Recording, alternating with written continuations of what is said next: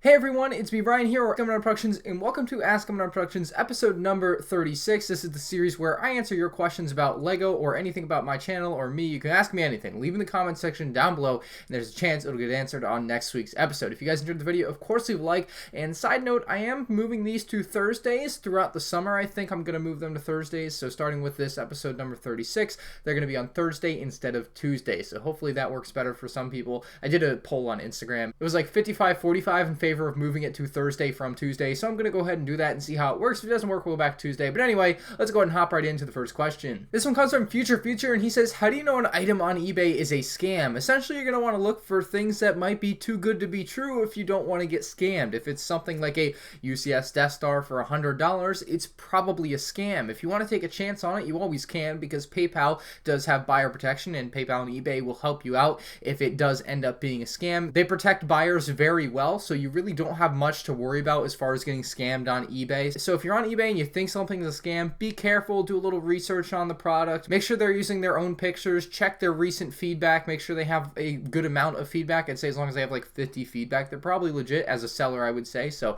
that's your eBay tips and tricks from me, I guess. Aiden wants to know if I ever get bored of YouTube, and so you guys may have noticed I had uploaded every day since November until just a few days ago in early May. So it was quite a streak. It was about 6 months long of uploading every day, and I wouldn't say I got bored as much as I got burnt out. I was a little bit tired. We had family in town, and I was just like, you know what, I'm going to take like the next 4 days off from making videos, and that's what I did. So I guess I get bored in a sense that, you know, you just get so tired of doing the same thing day in and day out, and I think throughout summer I'm going to redo the way I do my videos, or like the way I schedule myself, because it really got tiring the way I was doing them every day. Like, it's fun, don't get me wrong, I love making videos, but I got burnt out, I think. And these last few days that I took off and didn't do anything with it, I think felt really good, but I'm ready to get back to it and make fun videos like ASK MandRproductions. So you guys might have saw my TIE Fighter comparison yesterday. I definitely would recommend checking that out. I actually filmed that like 2 months ago, and I finally finished editing it last night, so I was like, I need to upload a video tomorrow, so I did that. But yeah, then we'll have M&R Mail on Sunday. So exciting stuff coming up. I'm hoping to try out new series throughout the summer, and I'm going to upload every day this summer. The Breakaways wants to know if I could go back and buy more of one set, what would it be? And I'm going to take UCS sets off the table, and like the whole monetary idea off the table here. Like,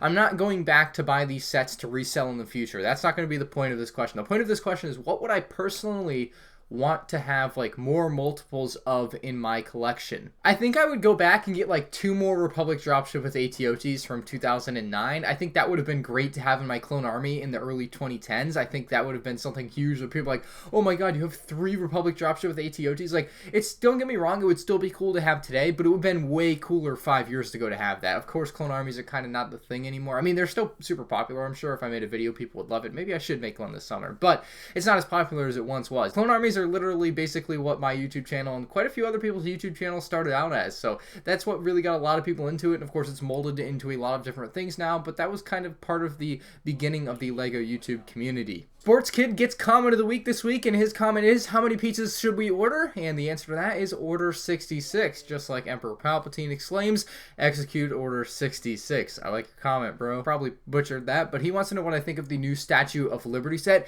I think that it's an almost perfect LEGO architecture set. I think the Eiffel Tower is one of the best LEGO architecture sets.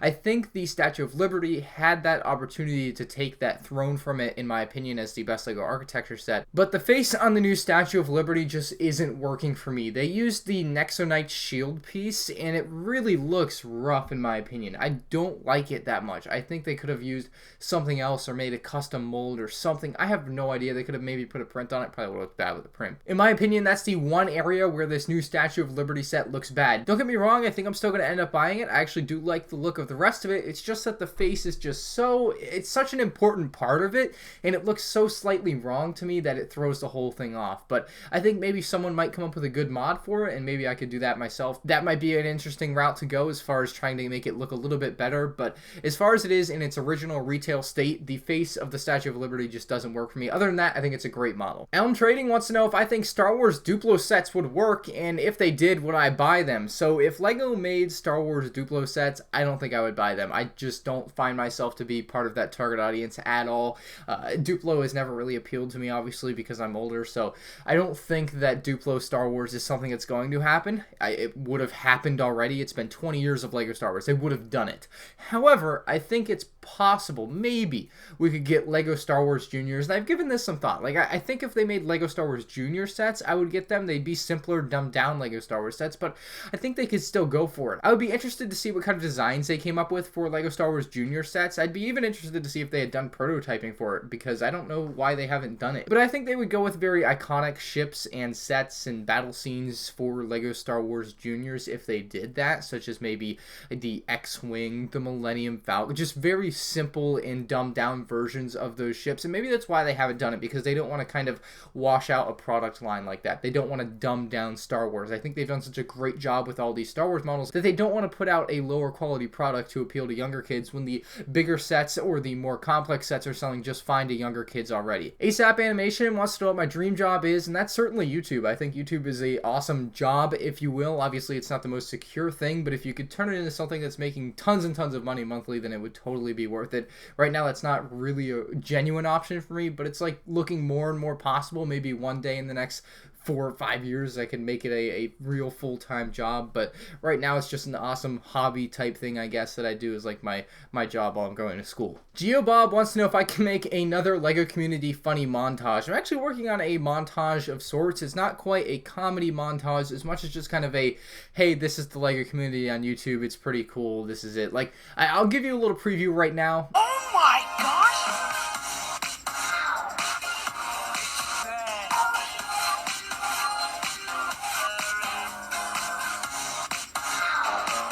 And I think it's pretty cool. I think it's going to be a pretty cool video. I don't want to give away too much, obviously, from just that little snippet I showed you, but I think it's going to be a great video. I worked on that all in like one day a few months ago, and I think at some point over this summer, I'm going to sit down and be like, all right, let me just finish this video, and then it will be out for you guys, and you guys are going to enjoy it. So that'll be my LEGO community video at some point over the summer. I had done some more comedic ones in the past with kind of this funny song. It was basically based off In a World of Derp by KYR Speedy. If you guys had ever seen that video, I love that video, and I was like, oh, that would be cool to apply to LEGO community. So yeah. Bricks in Space wants to know how long it took me to start producing videos that I'm both happy with in the presentation and production side of things. He also wants to know what mic I use.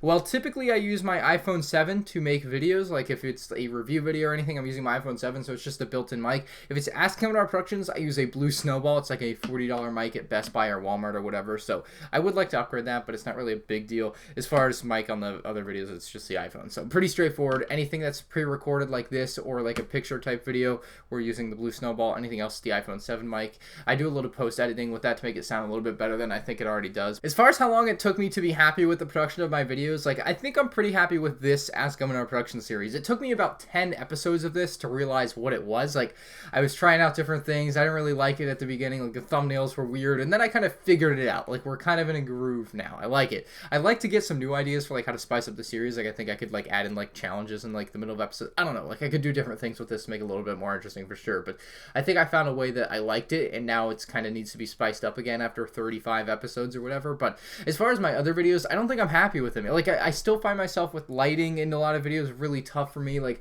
I've had some really washed out videos lately, and I don't know what to do. I'm trying to figure that out. I'm still not happy with it. Of course, I always want to one-up myself and one-up other YouTubers and try to keep improving and be the best you can be, right? But I think I'm happy with it, but I would always be happier if I could do better stuff. So I guess that's a good way to put it. I'm definitely happy with what I have now and what I'm putting out. Like I think I'm putting out good content. A lot of people like it, but I still think you can always do better. This LEGO channel says that if brickheads cost $9.99 for one, and he said buildable figure, but he meant brickheads, and $19.99 for two, the 2-pack, then that would mean that it would cost 1 cent more to buy the co-pack, meaning 2 brickheads, instead of buying 2 single brickheads separately for $19.98. So LEGO is ripping us off. It's pretty clear here that LEGO is just being completely greedy with this, and that we need to completely boycott the company, throw out all our LEGO bricks onto the street, let the rainwater wash them away. It's really just a slap in the face. I can't believe LEGO is upcharging a penny for a co-pack that has more packaging material. KDH Studios wants to know what I think of the LEGO advent calendars and which one is my favorite. I don't particularly have a favorite advent calendar. Of course, I buy the Star Wars ones because I'm really into Star Wars, but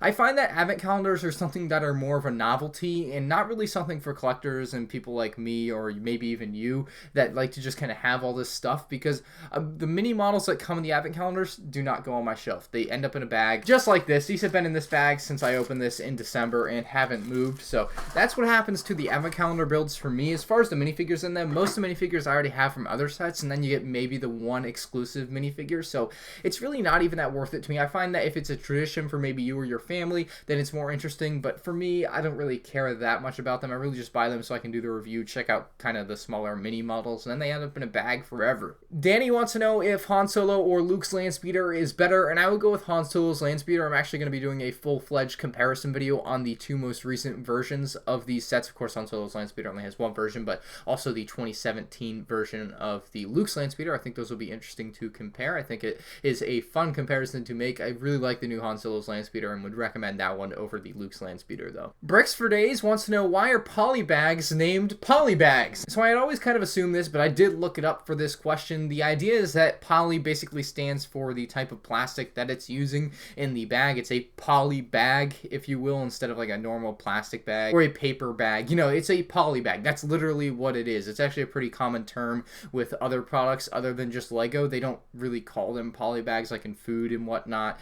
You'll find these different types of plastic bags that contain different products, and it's mainly called that in Lego because us fans call them that, but that's what it is. It's basically just the name of the plastic that they're using, kinda. Hamster Taros wants to know if I have been keeping my Lego boxes from day one. I had been keeping my Lego boxes from day one until about 2005 or 2006 when my mom threw out my boxes. That was a pretty sad day for me when I came home from school, and ever since then they have not been thrown out. So every box since like 2006 I still have, but 2005 and prior they ended up getting thrown out at one point, which kind of sucked, but then I was like, no, you cannot do this. I want these, and I've kept them ever since. Ben wants to know if I normally buy Lego Star Wars sets for the set or the ship itself, or if I buy them for the minifigures. I would say that personally, when I'm looking at new sets, I really get more excited for the model itself than the minifigures. The minifigures are great. They go great. I love building armies with minifigures. I love the minifigures. Like, there's nothing wrong with that. But I think personally, the sets or the ship itself in the set gets a slight edge because it's literally what's going on the shelf. The minifigures end up in a bag, and I love them to death, but I think the sets really do hold a bigger weight, or the ship, the way the ship looks, hold a bigger weight to whether I buy a set or not. Although I kind of buy all the Star Wars sets now, but I totally would say that the ship itself is more important to me than the minifigures included in a set. I'm curious, vote on the poll right now whether you buy Lego Star Wars sets for minifigures or for the ship itself, or if you don't really look at that and you just look at the whole package. So I know it's pretty popular among some fans that they just buy stuff for the minifigures, and maybe some of you guys just buy it for the ship. I kind of buy it for a combo of both, but if I'm really looking deep down in, I really care more about the ship included than the figures. Anyway, that's going to do it for this week's Ask MandRproductions episode. If you guys did enjoy it, of course, leave a like. If you're new to the channel, subscribe. And if you have a question, or maybe it's a would you rather, if you have anything to say, leave in the comments section down below. And there's a chance it may be picked as comment of the week or a question for next week's episode. So with that being said, guys, thank you all for watching. I hope you enjoy your weekend, and I'll see you on the next one. Peace out.